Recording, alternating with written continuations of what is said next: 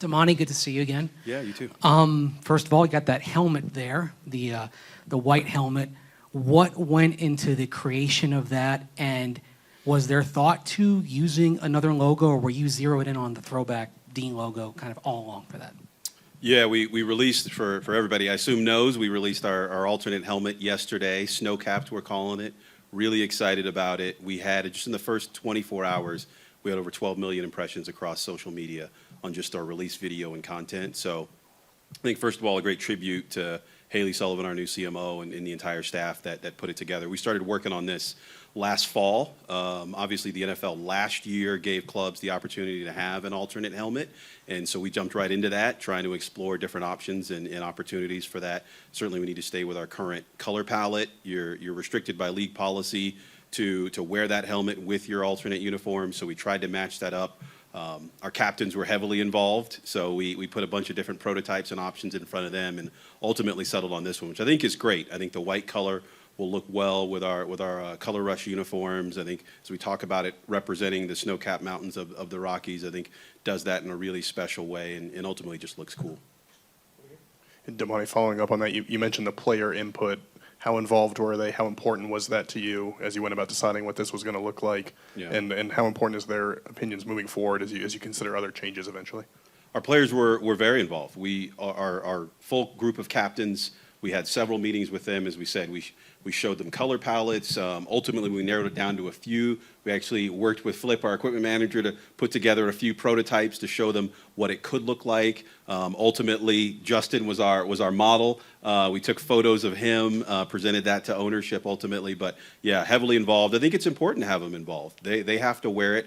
We talk about the uniform as almost like a super suit. You know, when they come out onto the field, that is what they're wearing should be motivating them and inspiring them. It's important. They have to wear it, so their input's really important. Damani, when you talk about input, the fans certainly share their thoughts, and you're on social media, so a lot of them will tag you, or you'll get tagged along the way. So how much does that matter as you're seeing, and sometimes I'm sure ideas as well, but just the passion that so many fans have for wanting to tweak or evolve or change a uniform? Right. We did a survey last fall. We had over 10,000 responses to that survey, which right away showed how much passion and interest there was broadly in the thought of our uniforms. But then, as you're right, fans certainly will tag me on social media, and I was pleased. You know, I definitely try to avoid reading the comments sometimes, but I was pleased yesterday's rollout. You saw a lot of people excited about the D, excited about just something new. I think there's a lot of interest and energy around something new, and we'll continue to work on it. Damani, Zach Stevens, DNVR. The helmet dropped yesterday, but now fans are wanting to know about uniforms and if those are coming. Are you working on those? Is that something fans can expect next year in the coming years? Yeah, so we're definitely working on it. When fans should expect it is still TBD. For those who know, it's quite a lengthy process, both with the league and with Nike.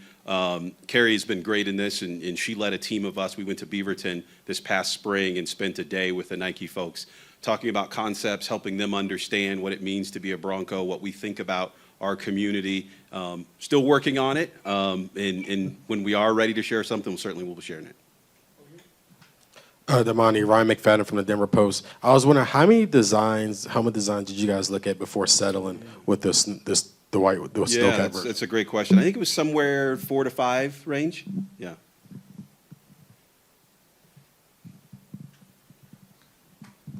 Cody Rourke, Mile High Sports. Damani, since you've kind of stepped into the role that you're in, it's kind of been boots on the ground, no breaks in between. What has the process been like from when you first started versus now? Yeah, it's been 11 months. Feels a little bit like it's been 11 years in some cases. I'm excited though. I remain high energy, really excited.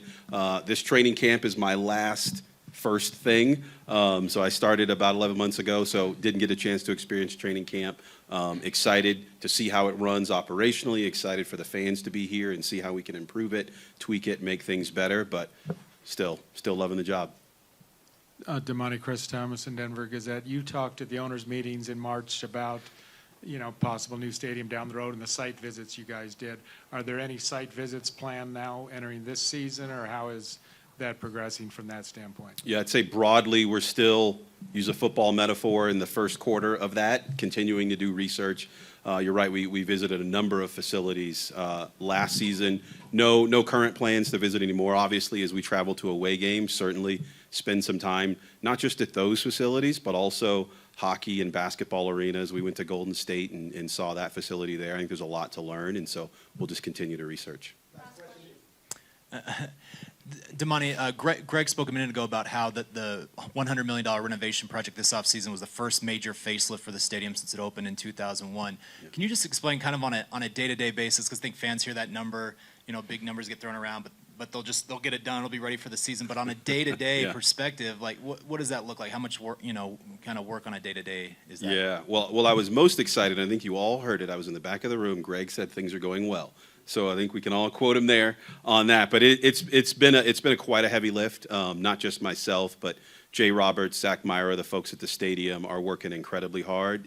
It's been a sprint. Not to mention hosting 9 major events this off season, 2 Taylor Swift concerts back to back was not easy to do. I think just a great credit to their work. So less so about me and more about the people who really are working on it day after day. We have 2 different construction companies out there. There's a number of people in hard hats all over the place every day. Great work by them. But we're on track. That first preseason game, I think a lot of people will see a lot of new and exciting things. Obviously, the video board is up, 30 feet-ish higher. So you've seen some of the images. If you've been to a concert, you've seen how big it is. It's impressive how massive it is. We're working on how to program that now. That'll be really exciting. Over 140 suites getting renovated. Those are probably 85 to 90% done. So the people who have been in those suites are already seeing new furniture, new wallpaper, new carpet, tile, all of those things. The team store will be 25% larger. Really excited for that. That's now starting to come together. And then we'll have a new Breckenridge Bourbon Club, which will be really exciting. This premium, exclusive, about 250 to 300 people. It'll come with a game ticket, really premium leather and wood experience for pregame and postgame. So I can go on and on. A lot of exciting things, more things to come that we'll announce here in the very near future. But it's been quite the sprint, but it's moving along fine. Thanks. Appreciate it.